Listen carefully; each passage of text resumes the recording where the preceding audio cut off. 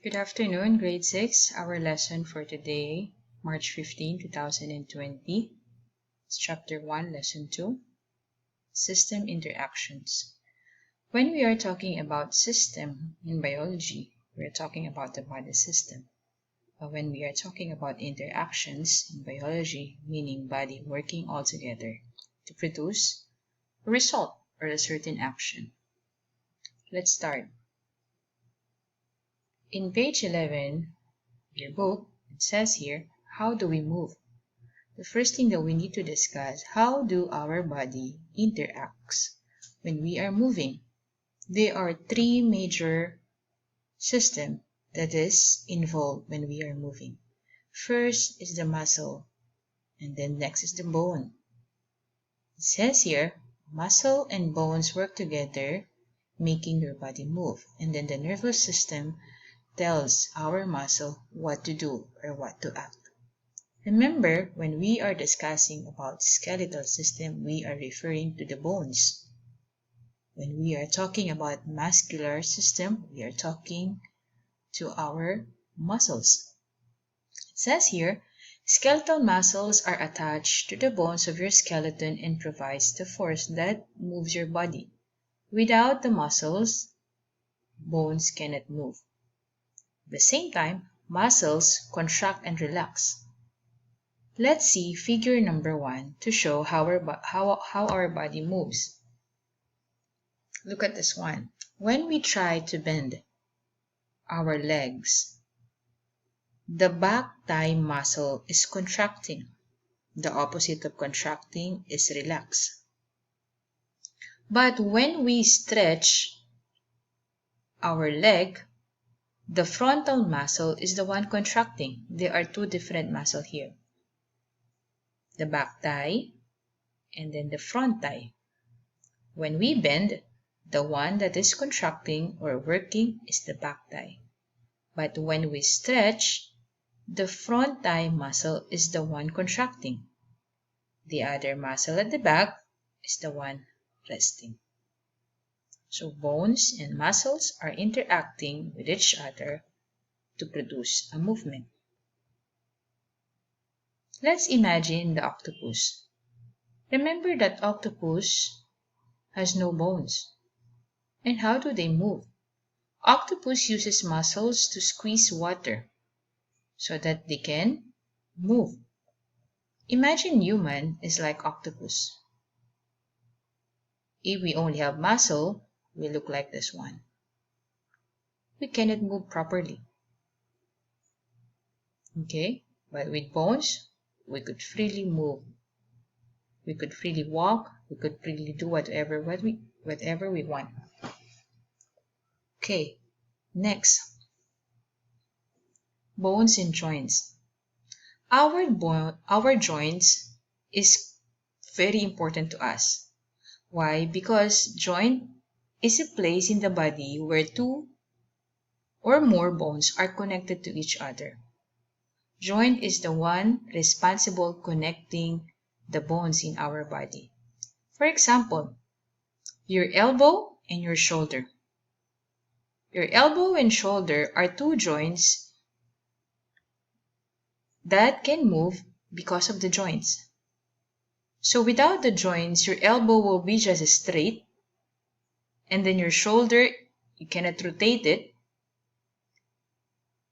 without the joints. So look at this one. Let's summarize.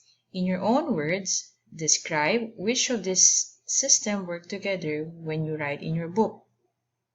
So when you start to writing this answer, try to imagine what are the system that is working when you are writing. By the way, here you can answer on your own. My nervous system tells my muscles to move. The bones in my arm, hand, and fingers. So the responsible for our movement is, are nervous system, the muscles, and then the bones.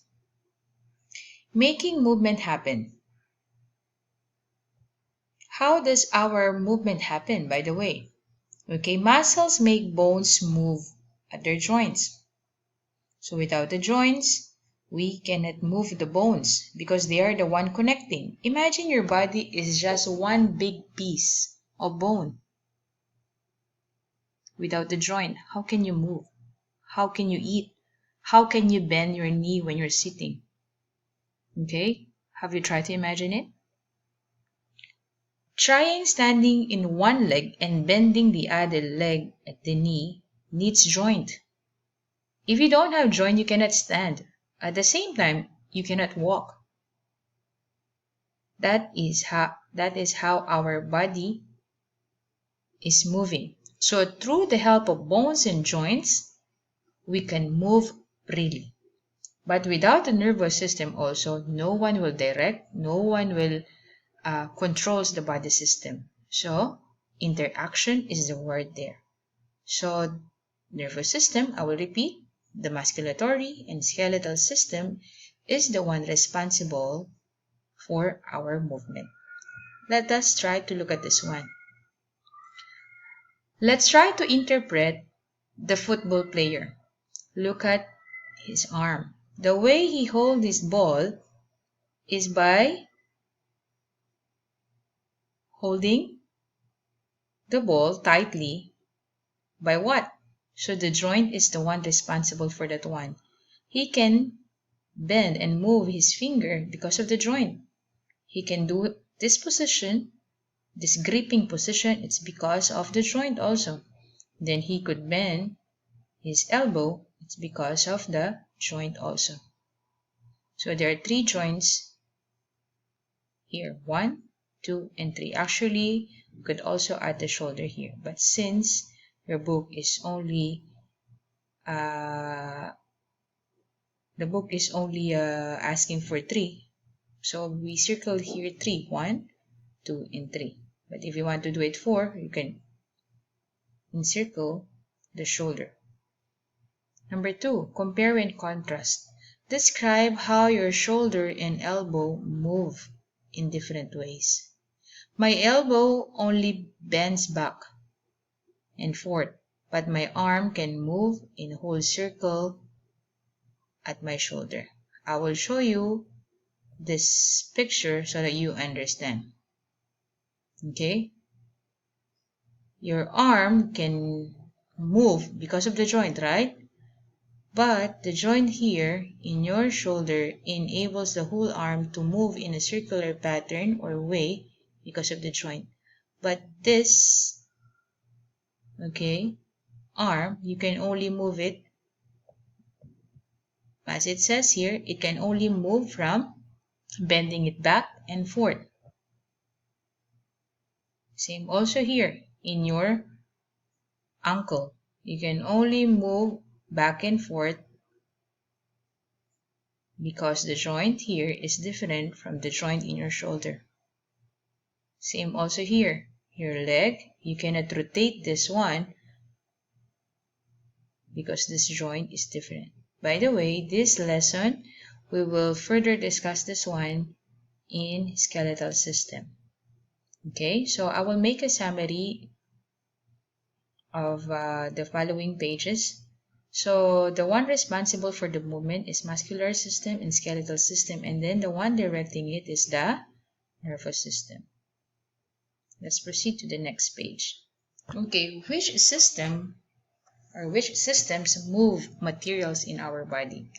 There are many materials that our body is moving, like the oxygen that we breathe in, the carbon dioxide that we breathe out, the nutrients inside our body, and then the food waste. Those are the following that our body is moving. But what are the systems that is responsible for that materials movement? The first is circulatory system, next is respiratory, digestive, excretory. They play a very important roles in the movement of different materials in our body. So let's start. Transporting materials. Your circulatory system includes your heart, blood vessels, and blood. Blood vessels are found throughout your body. Blood that flows through these vessels carries material. Is it first time for you to hear that the blood is carrying materials?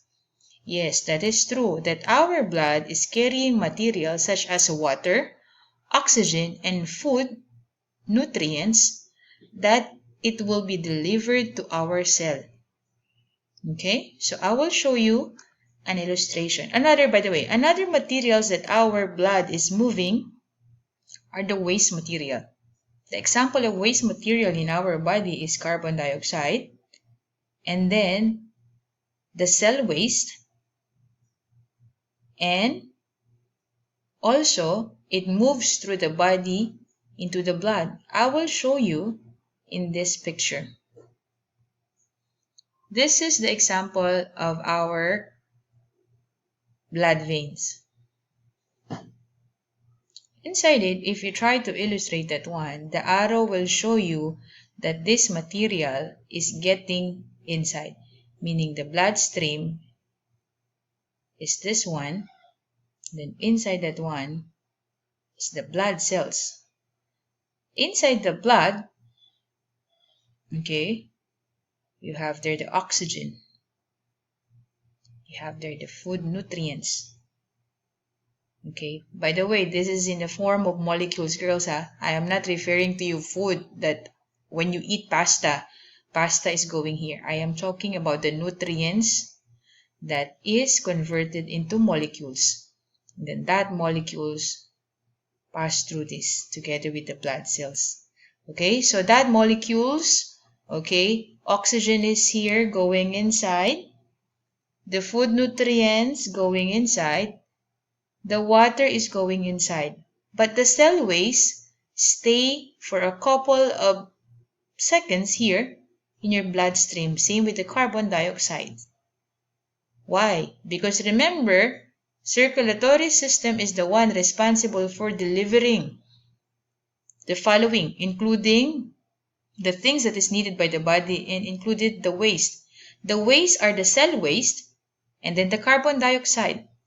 And then the bloodstream will bring the waste material in a different organ, and then that organ will process it until it will be released in our body. I will repeat. Here is the bloodstream. The bloodstream carries the blood along with the molecules of oxygen, food nutrients, cell waste, and water and carbon dioxide. Oxygen, food nutrients, and water goes inside the body. And cell waste and carbon dioxide, it remains in the bloodstream for a couple of seconds until it delivers in a different body organs that releases the waste. I will explain further how do they release it. Let's go in figure 2. Use the book bank in labeling. So we label already and then we already write the answer here. So that is identifying question number 1. So we answered it already. Number 2, predict how do you think a blocked blood vessel would affect cell. Imagine if there's a big blockage here. Okay. What could block this one, by the way? Fats. If we are eating too much fatty food, that fat could store here and then that thing could block many things here. And if that thing happened, it says here, if flow is blocked. If the flow of this one is blocked, oxygen and food could not get to the cell. And then the waste would build up, so cell could die. So if that thing happened, it causes troubles to our body and then that causes sickness. That is how circulatory systems deliver the waste and then the good thing inside our body. Okay, the next will be in part 2. See you in part 2.